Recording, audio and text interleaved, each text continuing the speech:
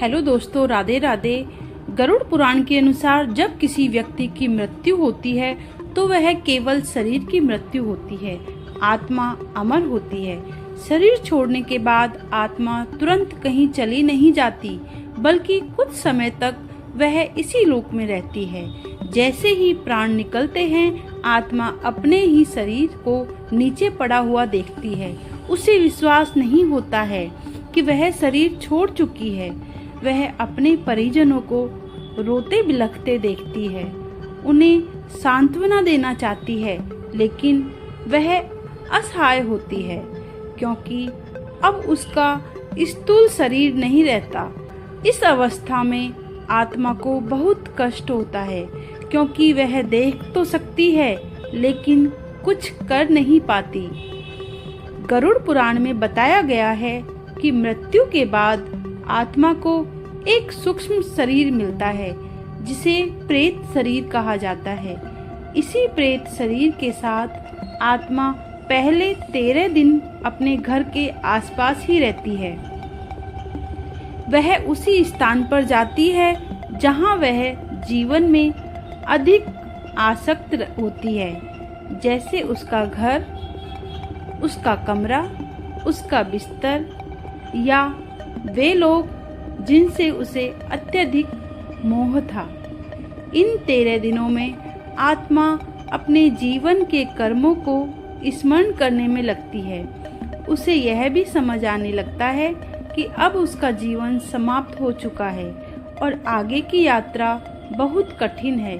इसलिए शास्त्रों में कहा गया है कि इन दिनों घर में अधिक रोना धोना नहीं करना चाहिए, क्योंकि परिजनों का अत्यधिक विलाप आत्मा के मोह को और बढ़ा देता है और वह बंधन में फंस जाती है। गरुड़ पुराण के अनुसार आत्मा को इस प्रेत अवस्था में भूख और प्यास लगती है, लेकिन उसके पास खाने पीने के लिए मुख नहीं होता। इसलिए परिजनों द्वारा किया गया पिंडदान और तर्पण आत्मा के लिए बहुत आवश्यक होता है। कहा गया है कि पहले दिन दिए गए पिंडदान से आत्मा को सिर मिलता है, दूसरे दिन गर्दन, तीसरे दिन हृदय, चौथे दिन पेट, पांचवें दिन जांघ, छठे दिन घुटने, सातवें दिन पिंडलिया, आठवें दिन पैर, 9वें दिन आंखें, 10वें दिन कान, 11वें दिन नाक, 12वें दिन जीभ और 13वें दिन पूर्ण प्रेत शरीर की रचना होती है। यदि यह पिंडदान विधि पूर्वक न किया जाए तो आत्मा अधूरी अवस्था में भटकती रहती है और उसे अत्यंत कष्ट सहना पड़ता है। इन 13 दिनों में आत्मा अपने परिजनों के व्यवहार को भी देखती है। यदि घर में कलह, अपवित्रता और नकारात्मकता होती है तो आत्मा को पीड़ा होती है, और यदि घर में भजन, नाम स्मरण और शांति होती है तो आत्मा को बहुत संतोष मिलता है। 13वें दिन, जिसे 13वीं कहा जाता है, उस दिन आत्मा को यात्रा के लिए तैयार किया जाता है। इस दिन किए गए कर्मों से आत्मा को दिशा और मार्ग मिलता है। गरुड़ पुराण में वर्णित है कि 13वें दिन के बाद आत्मा यमलोक की यात्रा प्रारंभ करती है। यह यात्रा बहुत लंबी और कठिन मानी गई है। रास्ते में वैतरणी नदी आती है, जिसे पार करना आत्मा के लिए अत्यंत पीड़ादायक होता है, लेकिन जीवन में किए गए दान, पुण्य और अंतिम संस्कार के समय किए गए कर्म आत्मा को इस यात्रा में सहायता देते हैं। जो व्यक्ति जीवन में धर्म के मार्ग पर चलता है, सत्य बोलता है, दूसरों को कष्ट नहीं देता, माता पिता, गुरु और भगवान का सम्मान करता है, उसके लिए यह यात्रा अपेक्षाकृत सरल हो जाती है।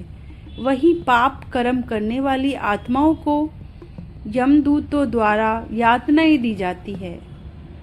यमलोक पहुंचकर आत्मा के कर्मों का लेखा जोखा होता है।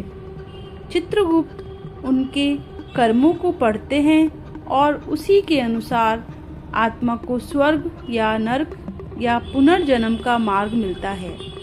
गरुड़ पुराण यह भी बताता है कि केवल श्राद्ध, कर्म और पिंडदान से आत्मा को मोक्ष नहीं मिलता,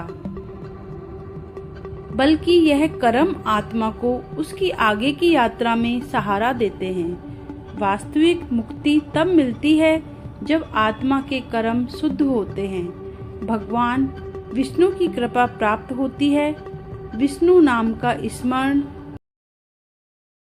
गरुड़ पुराण का पाठ, गीता का ज्ञान और परिजनों द्वारा किया गया दान पुण्य आत्मा को धीरे धीरे बंधनों से मुक्त करता है।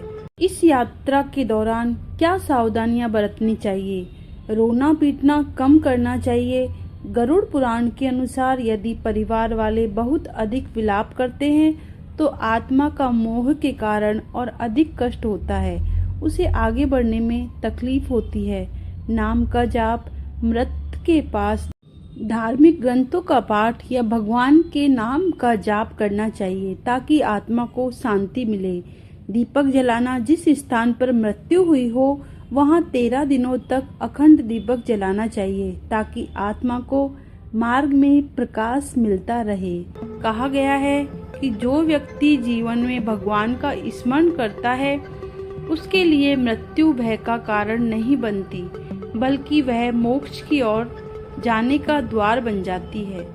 इसलिए गरुड़ पुराण हमें यह शिक्षा देता है कि मृत्यु के बाद की चिंता करने से पहले हमें जीवन को धर्म में बनाना चाहिए, क्योंकि मृत्यु के बाद आत्मा को वही सहारा मिलता है जो उसने जीवन में कमाया होता है।